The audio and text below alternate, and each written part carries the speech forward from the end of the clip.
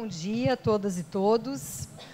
Em primeiro lugar, eu queria saudar todas as pessoas que aceitaram a convocação do IBDU para a gente estar junto.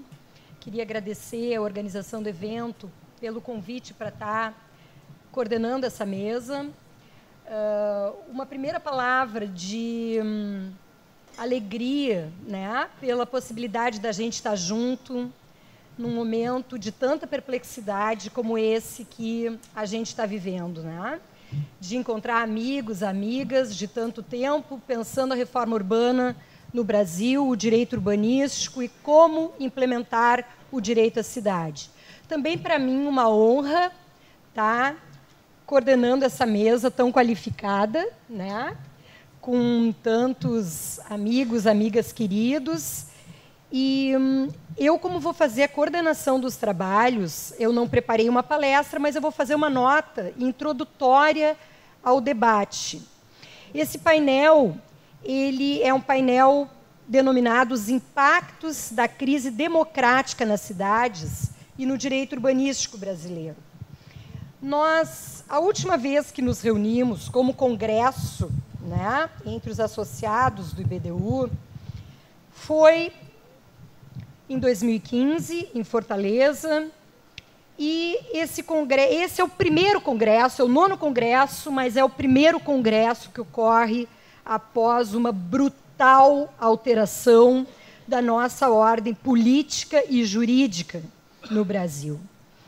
E esse tema dessa mesa, que introduz o debate que a gente vai fazer ao longo desses dias, ele nos remete diretamente, né, ao que a gente vai estar debatendo aqui, que é a questão democrática.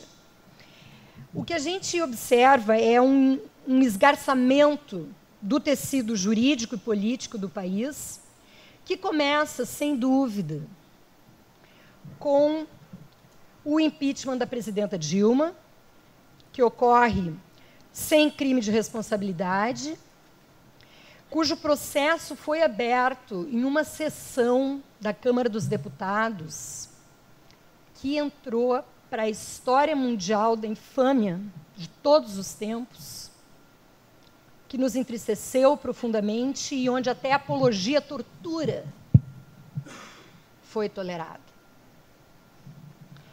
Esse processo é encerrado em uma sessão no Senado, né, na verdade, como a crônica de um impeachment anunciado,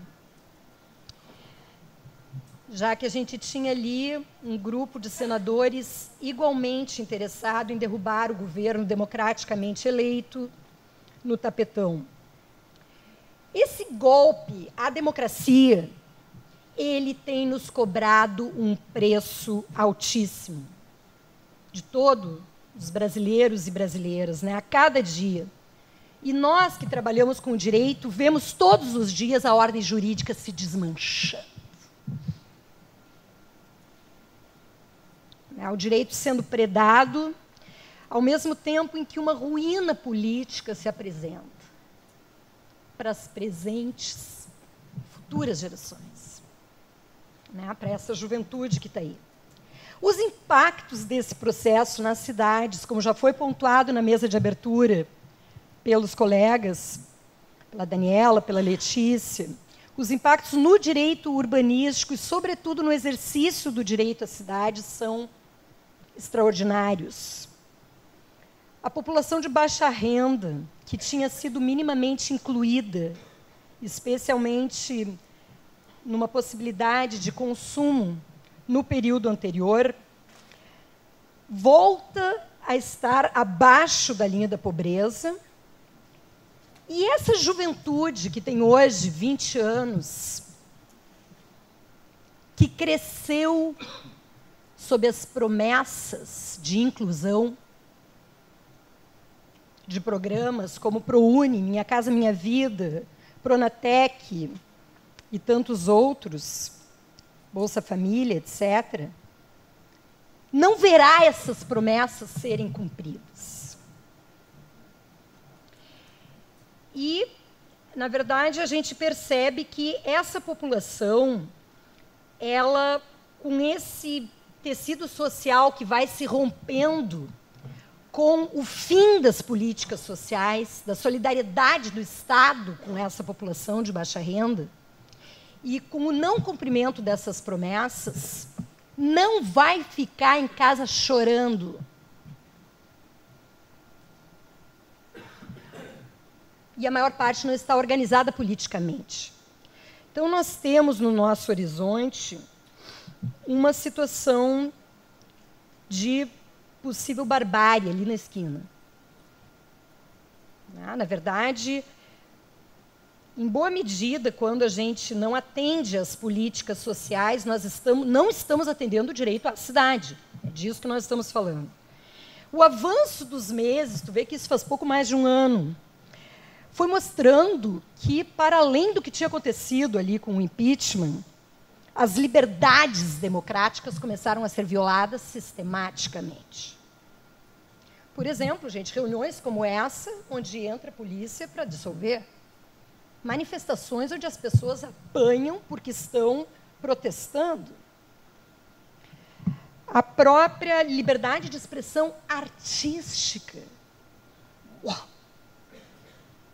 Começamos a voltar a desejar que o iluminismo, né, retorne, o renascimento, por favor. A tutela constitucional do processo. Nós aqui não trabalhamos com processo penal, gente, mas os nossos colegas que trabalham com processo penal é a derrocada do devido processo legal.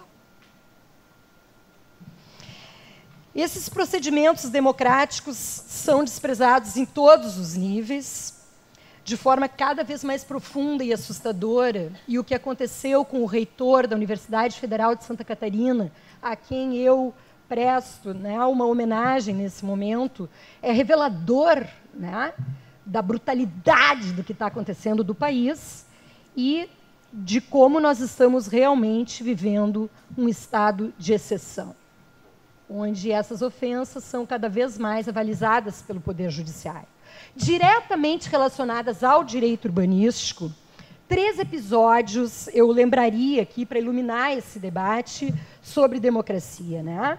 À guisa de confirmação de que nós estamos num estado que já não é aquela democracia que nós amávamos tanto.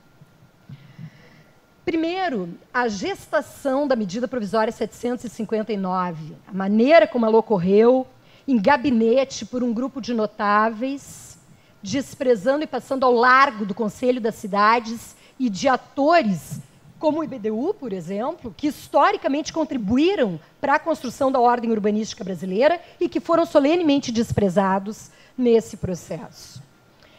Em segundo lugar, o próprio conteúdo dessa medida provisória, agora convertida em lei, né, a Lei 13.465, que, para além dos absurdos de direito material e das muitas inconstitucionalidades que coleciona, ignora 25 anos, pelo menos, de construção democrática de uma política urbana no Brasil e introduz uma série de retrocessos profundos e, como bem pontuou a Letícia, pavimenta o caminho para um ultra neoliberalismo no país. Né?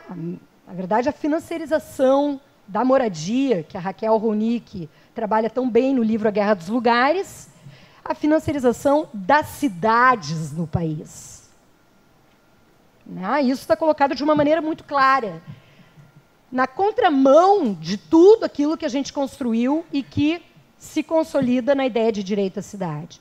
Finalmente, eu citaria a edição do Decreto 9.076, que retirou o poder do Conselho das Cidades de convocar e organizar, né, a conferência do Conselho Nacional das Cidades, adiou isso para o ano de 2019 e implicou num esvaziamento profundo, num desmonte do Conselho Nacional das Cidades, órgão, né, de democratização da gestão da política urbana brasileira e que foi construído ao longo do período democrático e que nós tínhamos como garantido.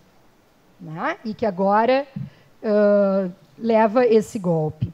Essa conjuntura coloca para todos nós, para aqueles que discutem direito urbanístico no país, um enorme desafio. E eu, então, coloco, na verdade, alguma questão, né, para a gente estar pensando e para os nossos painelistas estarem explorando, né?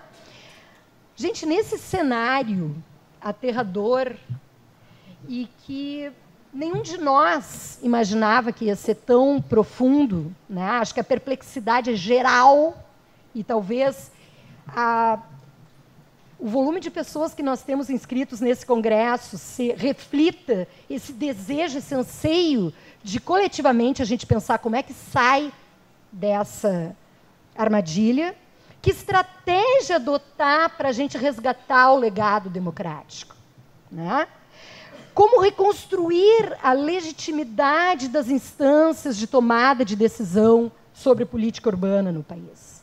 Como a gente se organiza para denunciar todos esses desmandos, para derrotar juridicamente o golpe que a política urbana sofreu e como a gente retoma o caminho para garantir o direito à cidade no país, agora reforçado pela aprovação da nova agenda urbana que a Daniela Libório situou aqui na sua abertura aqui do nosso congresso. A gente tem esse paradoxo na conjuntura.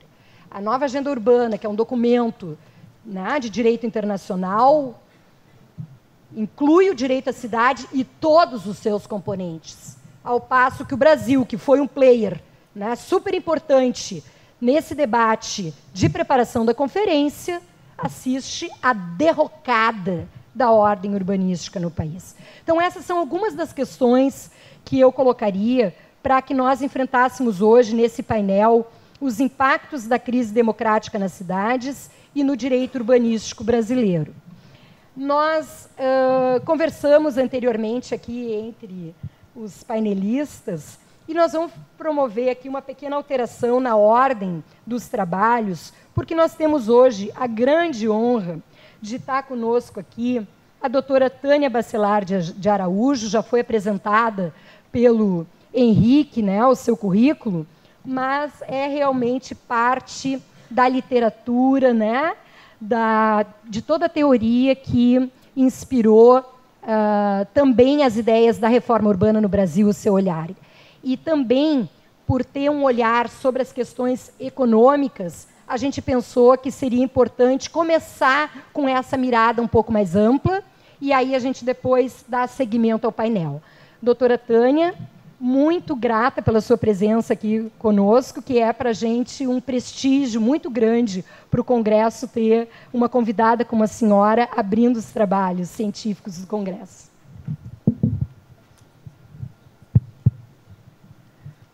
Bom, gente, bom dia a todos e a todas.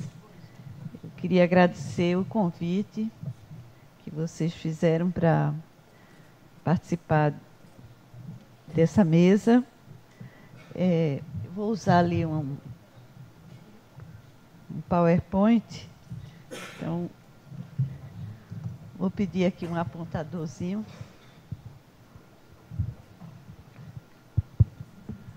Como a gente viu nas falas de abertura,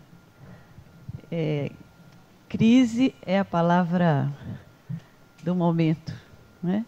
Então, a minha fala seria sobre a crise, os impactos nas cidades, mas com abordagem econômica, porque uma das facetas da crise é a dimensão econômica, não é? Então, a gente está em um momento de retrocesso, de resistência, de reposicionamento e de reconstrução. É isso que apareceu nas falas iniciais. Então, são muitos desafios, né? Então, a minha pretensão seria, olhando para a dimensão econômica, prioritariamente, embora a crise não tenha só essa dimensão, a gente tentar entender esse aspecto do que a gente está chamando esse momento que o mundo vive e que o Brasil vive particularmente. Então, vou tentar seguir esse roteiro, vindo do ambiente mundial, e aí trabalhar a palavra crise, mas trabalhar uma outra palavra que eu acho importante, que é a palavra mudança. E aí eu vou defender uma primeira ideia central, é de que não temos só crise. Temos crise e temos mudanças no plural. Tá? O segundo momento eu venho para o Brasil, trago um pouco a trajetória recente e a crise atual. Eu acho que a crise atual na dimensão econômica, ela é até mais sentida pela sociedade brasileira, porque a gente vem de um momento positivo. Então, quando a gente já vem de uma trajetória de crise, talvez a crise seja menos percebida. Mas o que tem um impacto muito forte no presente é que estamos vindo de um momento positivo e mergulhamos com muita rapidez nessa fase de crise. Então, é essa a ideia principal dessa segunda parte. Depois eu vou terminar com duas observações, o impacto dessa crise nas cidades e duas considerações finais. Vou tentar fazer isso em 20 minutos, vamos ver, né? A primeira ideia central é que, do ponto de vista da dimensão econômica, estamos numa fase do capitalismo mundial diferente da fase anterior. A vida econômica, ela se realiza em duas esferas, a esfera produtiva e a esfera financeira. O que é que aconteceu com o capitalismo a partir dos anos 70? Principalmente com o choque do petróleo, que gerou uma massa adicional de recursos muito grande e os petrodólares inundaram a esfera financeira. É que essa esfera financeira cresceu muito mais do que a esfera produtiva. E ela hegemoniza hoje a lógica da acumulação capitalista. Então, a gente vive num momento que os economistas chamam de financeirização da riqueza, que é o tema central que Raquel Ronick trabalhou na leitura dela sobre as cidades, num momento especial onde a globalização já estava muito avançada. Então, não estamos em qualquer momento do capitalismo, estamos neste momento do capitalismo hegemonizado pela esfera financeira. Para os agentes econômicos, é mais lucrativo reproduzir a riqueza na esfera financeira do que na esfera produtiva. Eu posso ganhar muito se eu estiver no mercado de câmbio, na moeda certa e na hora certa. Isso não cria nenhum emprego. Certo? E aí, essa financeirização, ela tem uma repercussão muito forte, social, porque as pessoas se inserem na esfera produtiva. E a esfera produtiva está com dificuldade de se expandir. Então, não é à toa que a questão do emprego será uma questão relevante do século XXI, tá certo? A segunda ideia central desse momento, já no ambiente de financiarização, é a crise de 2008-2009. Então, a gente vive uma conjuntura que é um momento de desdobramento da crise de 2008-2009, que não à toa estoura na esfera financeira e não à toa estoura no coração da esfera financeira, que é o Wall Street. Certo? Então, para dar sinal de tempos em que vivemos, não é? Essa crise, ela afeta, no começo, com muito mais força, as economias mais desenvolvidas do mundo, a União Europeia e os Estados Unidos. O Brasil até que se sai no começo relativamente bem, mas depois o Brasil afunda, tá certo? E o desdobramento da crise faz com que a economia mundial cresça aqui nesse patamar, que não é um patamar muito elevado. A China mereceu um destaque no meu gráfico, porque ela merece um destaque na dinâmica econômica mundial, tá certo? É um país que vinha crescendo antes da crise a uma taxa de 10% ao ano, que não é coisa pouca, já é a segunda economia do mundo E no plano estratégico deles, eles redefiniram a estratégia e definiram que vão crescer em torno de 7% ao ano. Que para o Brasil, eu acho que foi até mais importante do que o choque de 2008, 2009, pela integração que o Brasil tinha feito com a economia chinesa, que ajudou a puxar aquele momento bom do Brasil, não é? E eles não estão nem alcançando a meta de 7%. Deram uma freada aí importante. Mas a segunda ideia-força é que não temos só crise. A gente tem um ambiente de mudanças que não são irrelevantes para entendermos o momento que a gente vive.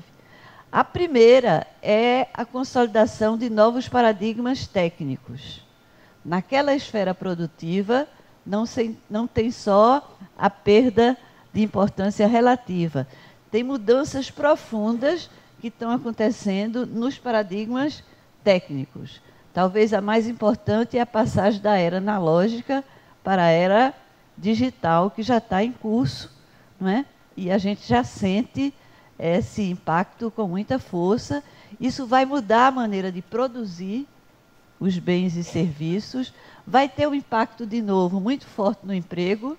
Veja que o emprego está impactado pela financiarização, mas também pelas mudanças nos padrões técnicos. Um estudo recente da Universidade de Oxford, quando a gente lê, fica assustado, tá certo?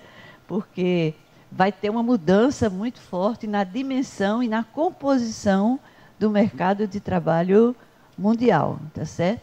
Que tem a ver com a mudança dos paradigmas técnicos, tá certo? Mas isso está afetando o consumo, está afetando a organização da sociedade, a maneira das pessoas se comunicarem. Então, a gente vive um ambiente de mudanças muito relevantes, é isso que eu queria destacar. Em paralelo à crise ambiental. Então, na outra dimensão, uma crise ambiental que se agrava, porque a relação sociedade-natureza que nós montamos, principalmente a partir do século XIX, ela é insustentável. Todos os estudos mostram que temos um desafio pela frente, que é aprender a ser feliz com outro padrão de relação sociedade-natureza. Então, não é uma coisa irrelevante, há uma resistência a assumir essa dimensão da crise, mas ela é real e ela nos aparece a cada instante, tá certo? Ainda bem que ela está trazendo uma coisa boa, que é essa reflexão sobre o modelo de desenvolvimento que as sociedades humanas precisam construir, não é? O conceito de desenvolvimento sustentável, eu acho que é um bom conceito que traduz essa preocupação. Em paralelo, como se não bastasse tanta mudança, tem uma reorganização geopolítica mundial. Não dá para entender o Brasil de hoje isolando o Brasil. O Brasil faz parte, o que aconteceu no Brasil está inserido num ambiente de reorganização geopolítica mundial, onde os Estados Unidos, que era a potência hegemônica do pós-Segunda Guerra, perde peso relativo, a China ganha peso relativo e há uma macro tendência que os analistas destacam de uma geopolítica mais multipolar do que a geopolítica unipolar que a gente viveu no período do pós-Segunda Guerra Mundial. Então, é ali que a gente começa a inscrever também a crise brasileira, tá certo? O Brasil estava tomando algumas iniciativas na sua política externa que o colavam mais com o chamado mundo em desenvolvimento do que com o mundo desenvolvido, principalmente os Estados Unidos. E a gente está sendo reconvidado na disputa geopolítica a voltar a fazer parte do bloco sob hegemonia americana. Ainda tivemos ou a sorte ou o azar de ter descoberto o pré-sal naquele mesmo momento. E aí a maldição do petróleo parece que baixou também sobre nós, tá certo? Então, Esse ambiente mundial, portanto, é muito importante e, como já foi dito na mesa de abertura, tem uma macro tendência da sociedade humana de habitar as cidades. E, portanto, a cidade está inserida neste ambiente. Então, o debate que vocês vão ter aqui é um debate sobre como é que a cidade se recoloca nesse novo contexto tão impregnado de várias mudanças, tá certo? E tem uma palavra-chave que remete à palavra-chave de vocês, que é a palavra direito. O direito à cidade está vindo junto com a cidade para as pessoas. Aí a gente diz, para as pessoas, sim, porque a cidade que vinha sendo estruturada, ela estava perdendo essa característica, não é?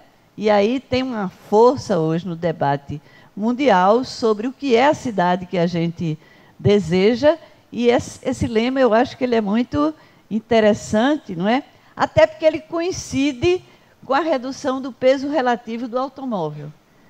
O automóvel foi a mercadoria síntese do século XX. Certo? Se existe uma mercadoria síntese do século XX, foi o automóvel. E a força do automóvel na organização das nossas cidades, principalmente as brasileiras, é enorme. Até porque no Brasil, automóvel não é só um meio de transporte. Automóvel também é um símbolo de status, infelizmente. Tá certo? Então, essa mudança é uma mudança muito relevante. E aí eu terminar esse bloco com uma frase do Gramsci, que eu gosto muito, que eu acho que define muito bem o momento em que a gente vive. Ele diz que a crise consiste no fato de que o velho está morrendo, mas o novo ainda não nasceu. Então, se eu tivesse que resumir esse momento que a gente vive, eu reescreveria essa frase do Gramsci. Tá? Brasil. O Brasil, ele vem dos anos 80, numa fase de crise. Então, essa é a minha primeira ideia, força. A conjuntura de crise brasileira se agravou, mas a nossa crise não é de hoje. A crise brasileira vem dos anos 80. O Brasil dos anos 30 a 80 era a China de hoje. Tá certo? O processo chinês é muito parecido com aquilo que a gente viveu nos anos 30 a 80, construindo a sociedade industrial e urbana, que foi o grande projeto da sociedade brasileira no século XX. E alcançamos esse auge na década de 80, mas de 80 para cá a gente está tendo dificuldades para continuar nessa trajetória. Onde é que eu localizo a principal dificuldade? No Estado brasileiro.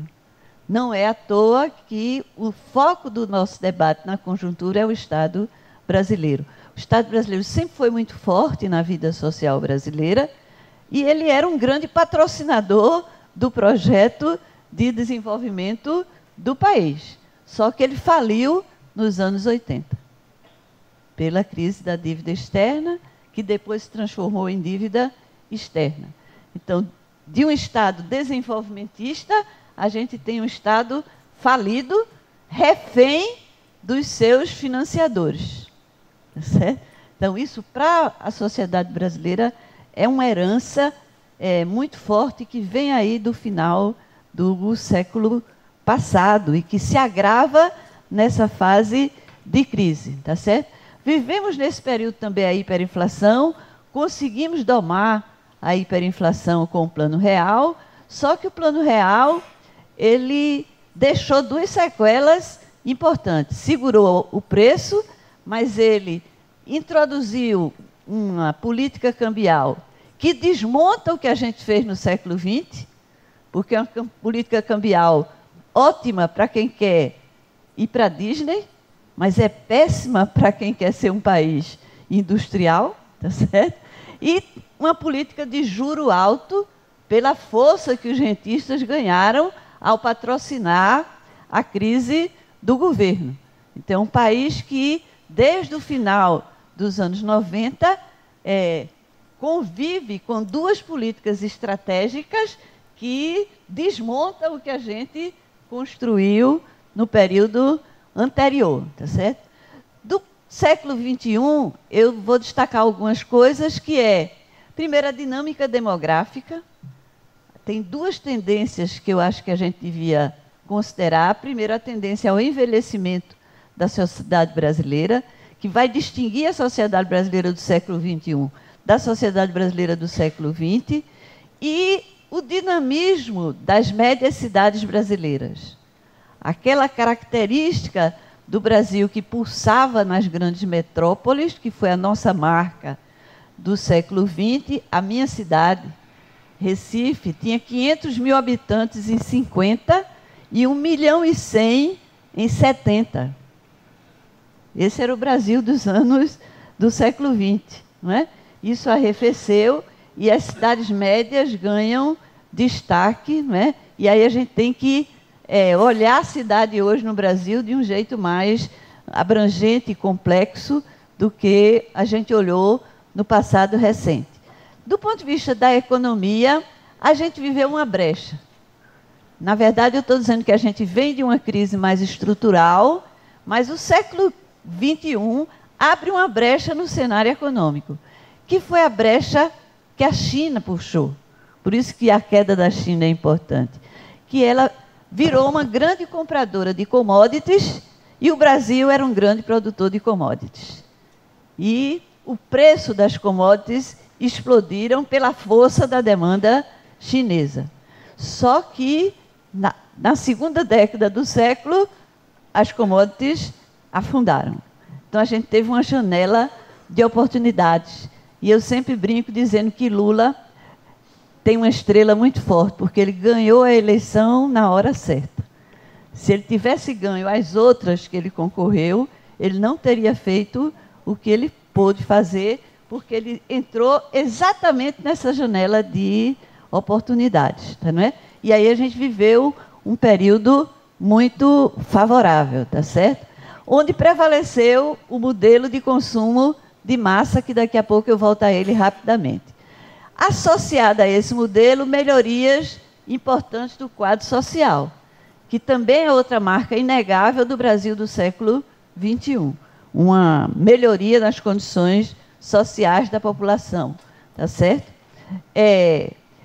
Agora, tem um problema nessa década, é que a gente um pouco se deslumbrou com a janela de oportunidades e fizemos o debate sobre as mudanças que o Brasil precisa fazer de uma forma muito tímida.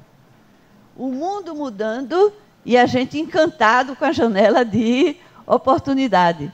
E eu acho que isso que a gente tem hoje é um pouco o déficit dessa discussão. Poderíamos ter feito, por exemplo, uma reforma trabalhista progressista. E estamos fazendo uma reforma trabalhista regressiva, tá certo? Porque é preciso fazer uma reforma trabalhista, como eu falei, o mercado de trabalho está sendo subvertido. Agora, ela pode ser progressista ou não. E, infelizmente, não fizemos a que devíamos e estamos sofrendo o retrocesso. Esse é o modelo, eu vou deixar para vocês, que acionou o momento bom, com resultados muito bons. Isso é o crescimento do salário mínimo, isso é o crescimento da renda nominal, vê que fase boa, isso é o crescimento da renda na base da pirâmide social. A renda inverteu o perfil brasileiro. O perfil brasileiro é, quando cresce a renda, concentra a renda. A gente experimentou uma fase onde a gente conheceu na pele a possibilidade de crescer a renda e cair a concentração da renda. Isso foi muito importante. Ver o mercado formal, um boom do mercado formal. Isso aqui era o Brasil do fim do século, isso aqui era o Brasil do momento bom. E veja como ele caiu rapidamente em 2014. E talvez a mudança mais importante que foi essa, não é? O IDH brasileiro, nas 2 últimas décadas, é fantástico, gente. Veja o que a gente foi capaz de fazer. Isso aqui era o Brasil dos anos 90. Predominava o IDH baixo e muito baixo. Em 2 décadas, o vermelhinho desaparece, então não tem mais muito baixo, praticamente, e predomina agora o verdinho e amarelo, que é o alto e médio IDH. 2 décadas a gente fez uma mudança muito forte nas condições sociais da população, tá certo? A pobreza absoluta caiu muito. E a crise? A crise, ela começa lá fora, mas não se explica só pelo que aconteceu lá fora. Lá fora, a determinante estratégico, na minha visão, é muito mais a queda do preço das commodities do que a crise financeira de 2008, 2009. Ela bateu muito mais forte no Brasil. Mas eu acho que Dilma, o governo Dilma, teve um peso importante na explicação da conjuntura, né? Porque ela tomou algumas decisões que foram muito... que tiveram um peso muito forte. Vou falar da primeira. Entre 2012 e 2013, ela patrocina uma coisa que é certa, que a sociedade brasileira precisa, mas o momento em que ela fez e o jeito como ela fez, não deu certo. E a sabedoria popular diz que fazer o certo do jeito errado é fazer errado. Tá certo? O que é que ela fez? Patrocinou a queda brusca da taxa de juros. Aí o que é que ela fez? Ela rompeu o pacto político de Lula. Tá certo? Quem diz isso não sou eu, não. É André Singer, que ele diz que o lulismo é diferente do petismo. E o lulismo era um pacto político onde favorecia os de baixo sem mexer nos de cima. Pois ela foi em cima dos de cima. Tá certo? Ela foi em cima dos rentistas. Tá certo? Atirou no lugar certo, do jeito errado. Perdeu a batalha. E aí começa o calvário dela. O calvário dela não começa em 2014, começa em 2012, 2013. 2013 já tinha manifestação no meio da rua, tá certo? Além disso, eu acho que ela não entendeu muito bem a mudança do ambiente econômico mundial que estava em curso, também tomou algumas iniciativas que agravaram a crise fiscal. Então, a crise fiscal, como eu disse, vem dos anos 80. Tinha melhorado? Tinha, porque a economia teve a fase boa, aí a receita do governo melhorou. Aí atenuou a crise fiscal. E ela começou a tomar iniciativas para não deixar a recessão se instalar, que batiam na crise fiscal. Então, por exemplo, ela negociou com a Fiesp um pacote de 100 bi de renúncia fiscal para eles investirem para manter o consumo ativo. Nem investiram, aí ela não colheu o resultado econômico e ainda botaram o pato na Avenida Paulista na hora da crise política, tá certo? Então, eu não sei que acordo foi esse que tão destrambelhado que foi feito, tá certo? E aí a gente pode falar de vários outros, meu tempo acabou. A Operação Lava Jato. 5 minutos. Obrigada. Não podemos desprezar a Operação Lava Jato, né? Ela tem impactos políticos, porque ela gera uma instabilidade política muito forte. No ambiente jurídico, a gente viu agora um suicídio aqui que tem a ver com os métodos que ela introduz no processo jurídico, e ela tem impactos econômicos. Não dá para entender o momento de crise sem Lava Jato. Porque ela bateu onde? Ela bateu no complexo petróleo e gás, que era um dos que puxavam a dinâmica econômica do período bom, tá certo? E bateu nas empreiteiras, tá certo? Que são as grandes empresas brasileiras. O Brasil não tem grandes empresas, tem pouquíssimas grandes empresas. Mas o setor de construção civil é um dos poucos em que o Brasil tem grandes empresas mundiais. E, através desse setor, a gente não exporta commodity, não. A gente exporta serviços especializados. É a engenharia brasileira que está lá fazendo projeto no mundo inteiro. Foi lá que a gente bateu, em 2 pilares estruturais da economia brasileira, tá certo? Bateu e continua batendo, tá certo? E uma das dificuldades do Brasil é como é que a gente retoma sem motor de crescimento, tá certo? Então, essa é uma perplexidade do momento atual, tá certo? Se não bastasse o impeachment, né? O impeachment é uma ruptura política muito importante, dividiu a sociedade brasileira, né? Um pedaço foi contra, outro pedaço foi a favor, e instalou um governo que não tem legitimidade. Não tem legitimidade, tem 3% de apoio da população, mas tem uma agenda muito forte de mudança, tá certo? E uma mudança com perfil que a sociedade não aprova. Mas ele tem condições de articular no Congresso essa agenda. E aí eu volto a Dilma. Dilma não perdeu a eleição, não ganhou a eleição no segundo turno. Ela perdeu a eleição de 2014 porque ela perdeu no primeiro turno o Congresso. Quando ela perdeu o Congresso no primeiro turno, ela teve uma vitória de pirro no segundo turno. Porque aí a oposição se sentiu à vontade de fazer o que eles fizeram no Congresso. Tá certo? E este Congresso que veio desta derrota, ele é o Congresso que está patrocinando essa agenda. Tá certo? Então, uma agenda que não está discutida com a sociedade brasileira, está empurrada goela abaixo em cima da sociedade brasileira, que nas pesquisas de opinião está dizendo não é nada disso que eu concordo, tá certo? Então, eu concordo que precisa mudar, mas não é esse o sentido da mudança, tá certo? Então, esse é um problema sério, e eles estão em cima, portanto, tem uma convergência de crise política e crise econômica. Não dá para entender a conjuntura só com o olhar do economista, porque as duas estão misturadas. A crise política agrava a situação econômica e a situação econômica alimenta a crise política. Então, as duas são irmãs siamesas. Então, este momento que a gente vive é um momento muito delicado, tá certo?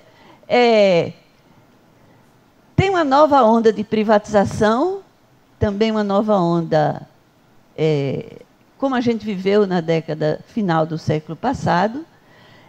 A principal objetivo é queimar ativos públicos para fechar o buraco da dívida, tá certo? O que é uma diretriz péssima. Eu acho que precisa privatizar, dá para privatizar, mas o macro-objetivo não é esse, tá certo? E não pode ser na carreira que está sendo feita, tá certo? Então, esse é um momento difícil, até porque, veja, privatização, em muitos casos, vai dar em desnacionalização. Desnacionalização, pela situação que o Brasil está vivendo, tá certo? Então, a gente tem um momento de dificuldade da retomada da economia com uma forte crise social. Porque a crise social que o desemprego provoca nesse país é um traço da conjuntura muito forte, tá certo? E temos a dificuldade de debater alternativas. Meu sonho é que em 2018 a gente possa fazer isso, tá certo? Que 2018 possa ser um momento para a gente discutir alternativas. Vou deixar os dados, isso é a rapidez com que a crise caiu. A hiperinflação também de 2015 aprofundou a crise, foi outro erro de Dilma, ela segurou os preços administrados em 14 e soltou de vez em 2015, mas a inflação desacelerou, mas a taxa de investimento está desse jeito, gente. Como é que retoma a economia da 10ª economia do mundo com a taxa de investimento desse jeito? Eu não entendo. Eu não entendo. E queimando ativo, não retoma isso. Se privatizar é queimar ativo para pagar a dívida, não retoma isso. E o que a gente precisa é inverter essa curva, não é?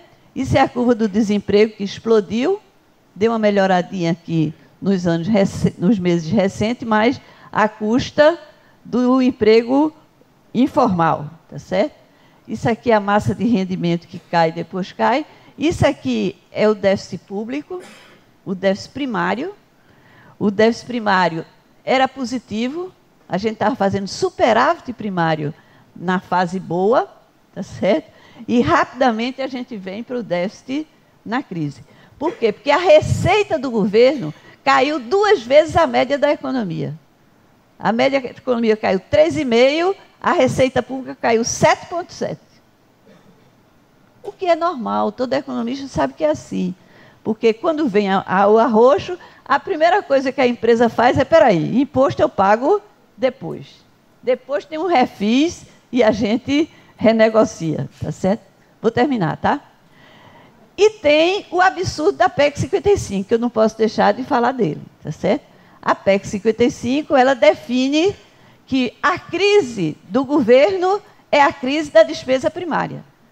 É uma visão estreita da real dimensão da nossa crise fiscal, porque este saldo aqui é que é negativo.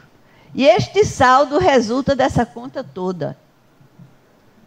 E o que é que eles fizeram? Focaram somente na despesa primária. Por trás da despesa primária está a educação, saúde, assistência social, ciência e tecnologia. É lá que você vai mexer. E aí você não vai mexer na tributária. Dá para mexer aqui. Reforma tributária. Dá para mexer na renúncia fiscal. Por que você mantém a isenção dos ricos que têm seguro-saúde no final do ano na declaração de rendimento e corta no SUS? Que país é esse? Tá certo? Então, temos que discutir a conta toda e não somente um pedaço da conta. E o resto da conta está proibido de discutir.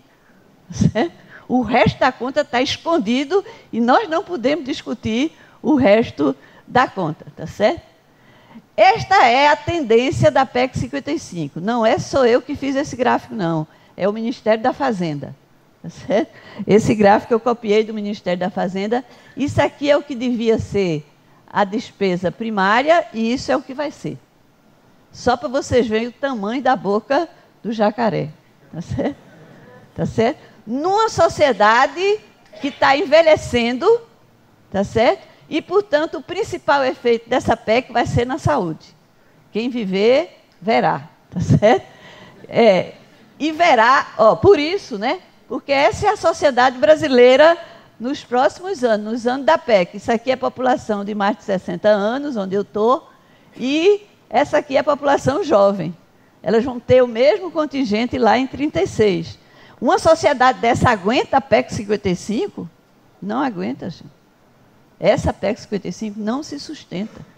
Tá certo? O preço da saúde é uma inflação mais alta do que a média, e eles vão corrigir pela média, e esta demanda é explosiva. Portanto, a PEC 55, para mim, é um engodo. Não dá para se sustentar, porque a sociedade brasileira não vai engolir. Tá? O Banco Mundial fez um relatório no meio da discussão o ano passado, dizendo o seguinte: tem crise fiscal? Tem. Agora, o Brasil é um país que teve conquistas sociais enormes, que todo o mundo reconhece, e não precisa cortar nos de baixo. Aí ele fez a conta, no relatório, de quanto custa o gasto com os mais pobres. Não chega a 17% da despesa primária. Portanto, dá para fazer ajuste fiscal sem agravar a situação dos mais pobres. Tá? E aí eu chego no impacto das cidades. Tem 2 lâminas só. O impacto das cidades é que é lá que está o grande impacto. Porque a população brasileira é predominantemente urbana, embora não seja tão urbana como a gente se pensa, mas é outro debate. Mas ela é predominantemente urbana, e na economia foram os setores que estão predominantemente na cidade que foram afetados pela crise. A indústria e os serviços. A agropecuária brasileira vai de vento em popa. Então, as cidades ligadas à agropecuária têm uma outra dinâmica hoje, e as cidades que abrigam a indústria e serviço é que têm pego o principal da crise, tá certo? Elas pegam o principal da crise, mas tem uma contradição. É que lá está nas nossas cidades, não só a base da economia, mas ela está lá também as nossas universidades, os nossos movimentos sociais, não é?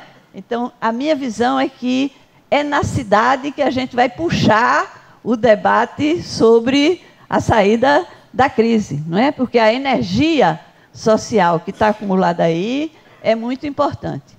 E, para fechar mesmo, eu queria encerrar com 2 ideias, tá certo?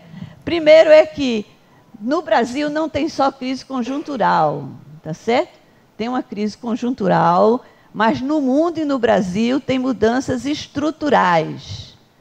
E, portanto, nosso desafio é resistir, mas não basta resistir. É resistir e reposicionar o Brasil no ambiente mundial. Então, nosso desafio é, na resistência, ter força e lucidez para propor um novo projeto. E um novo projeto que nos reinscreva nesse mundo do século XXI, porque o outro serviu para o século XX, tá certo? E temos uma diretriz mundial na qual o Brasil teve um protagonismo fantástico, que é a discussão de que um novo mundo é possível. Tá certo? Essa discussão não vai começar agora.